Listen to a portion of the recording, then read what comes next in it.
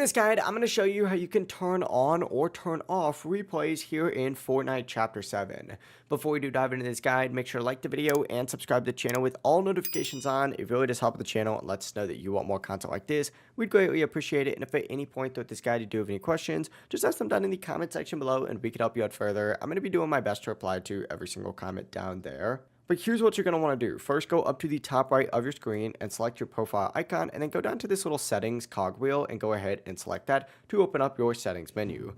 You're going to see multiple tabs up at the very top, but you're going to want to go to this fourth tab right here, which is going to be your game tab. Now scroll all the way down on this until you do see the replay setting. It's going to be towards the very bottom on this tab, and you're going to see the following options on here. You're going to see record replays, record large team replays, record creative replays, and record high quality replays. If you do want replays turned on, simply just turn on record replays to on rather than off. If you want high quality footage for clips or cinematics, go ahead and enable record high quality replays as well.